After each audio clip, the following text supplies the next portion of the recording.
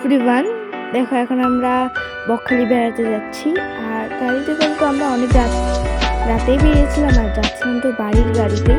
অনেক রাত, প্রায় 3:30টার সময় আমরা বেরিয়েছিলাম। আর অনেক রাস্তা, আমাদের ডায়মন্ড হারবার থেকে বকখালি যেতে 102 কিলোমিটার সময় লাগে। আর তার মধ্যে তো আমরা রাস্তায় একটু দাঁড়িয়েছিলাম চা খেতে, যেরকম ড্রাইভাররা তো চা খায়, তাই না? এটাই হচ্ছে একটা ব্রিজ, অনেক বড় ব্রিজ, যেটা এই ব্রিজটার নামটা ঠিক আমার মনে নেই। অনেক উঁচু ব্রিজ। আর যা যা করলাম তোমাদের সঙ্গে তো শেয়ার করবোই।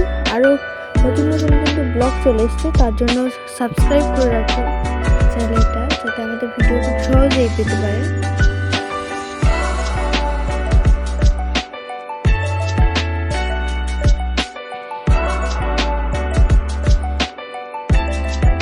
ব্রিজটা এতটাই বড় যে অনেকটা উঁচু, রাত্রিবেলা আরো সুন্দর লাগে ব্রিজটা থেকে যেতে। তো মানে এতক্ষণ শুধু আমাদের উঠতে সময় লেগেছে, আর নামার সময় তো অনেকই সুন্দর, কিন্তু এতক্ষণ এই যে ভিডিওটা এতক্ষণ সময় লেগে উঠতে, মানে ভাবো কত উঁচু ব্রিজ।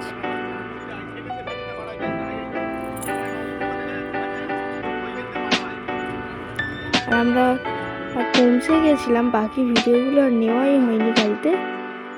আর আমরা একটা পিকনিক স্পটে ছিলাম, আর তখন আমরা একটু ঘুরে নিচ্ছিলাম।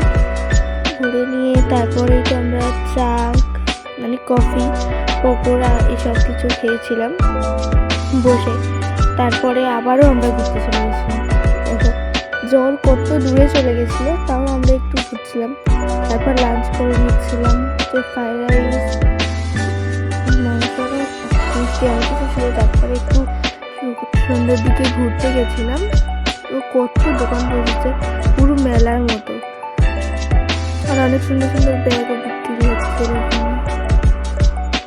আর আমার বোনকে শুধু মানে যা খেলা দেখছে তাতে আমি সুন্দর সুন্দর করে দেখাচ্ছিল। পুরো মেলার মতো বড়, মানে অনেক সুন্দর সুন্দর জিনিস বিক্রি হচ্ছিল এখানে। আমরা অনেক কিছু কিনেছিলাম, আর এগুলো তো আমার প্রিয়।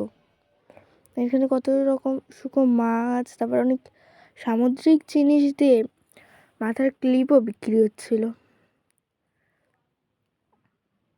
অনেক দোকানও বসে